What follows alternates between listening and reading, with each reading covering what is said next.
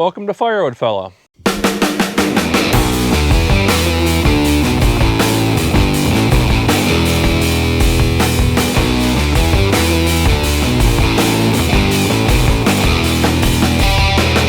And the reason why I'm over here taking this wood is because this wood is going to a restaurant. Mohr's Den in Omro, Wisconsin, to be specific.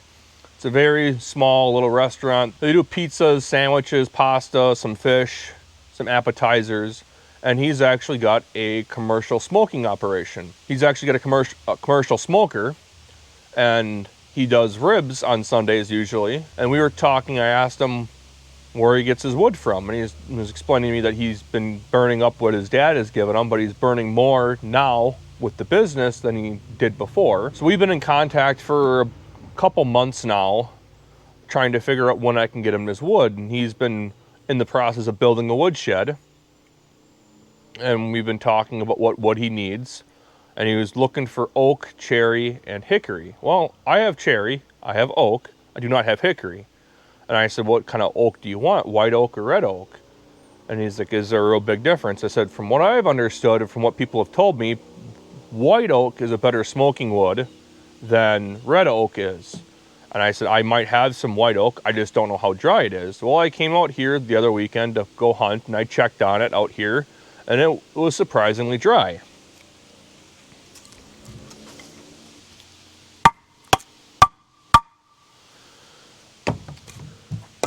I was very pleasantly surprised of how dry it is, actually, considering I just split this wood 2 months ago. And granted, it was standing dead. Most of it is barkless. Sounds dry. I tested it. It came in at like 18-19%, which to me is great. And for the fact it's going into a smoker, so it doesn't need to be completely seasoned. Because I've known that some people prefer to have some wetter wood for smoking, or they'll soak it in water and stuff like that. I don't believe he does that. But we're going to go ahead and take this load of wood after work to his newly built woodshed. And it sounds like he's going to get some hickory delivered from someone else, because I do not have any, but I do have some hickory right behind you guys that just needs to get split up. And I'm hoping that I can be his wood dealer for a very long time going forward here.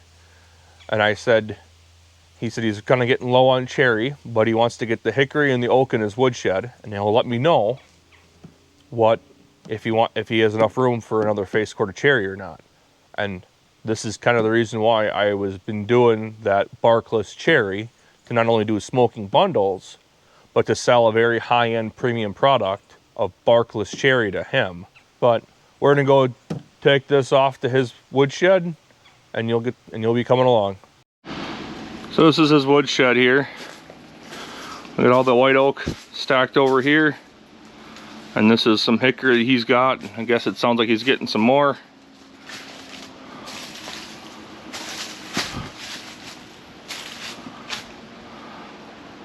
It's a really nice building. Stays under cover.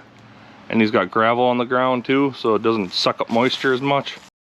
So this is his commercial smoker. I believe it's a 250-gallon tank on this thing. And he's got 2 propane tanks in the front to kind of keep the firebox going. I caught him in the middle of his cooking on one Sunday afternoon, so he's about ready to pull these ribs off and wrap them up, and they look amazing.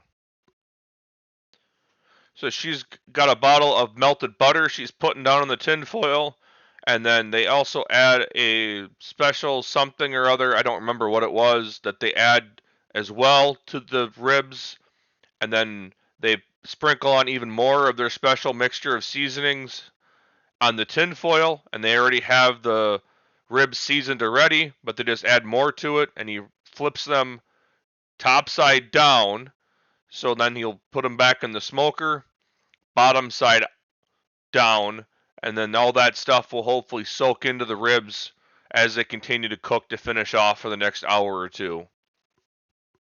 So once they get all the racks of ribs pulled out, wrapped up, he's going to shut the doors on there and add some more wood.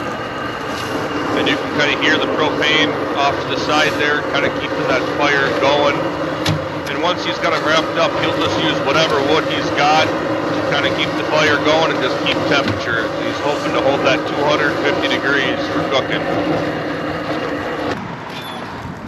And this is shortly after we just got the propane turned off and the fire is nice and hot and getting up to temp. Now he's just stirring around the coals.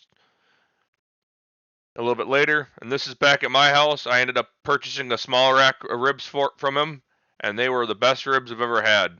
Nice, good smoke ring on here and everything too. You gotta go check them out if you're in the area. Thanks for watching. Firewood Fellow, logging off.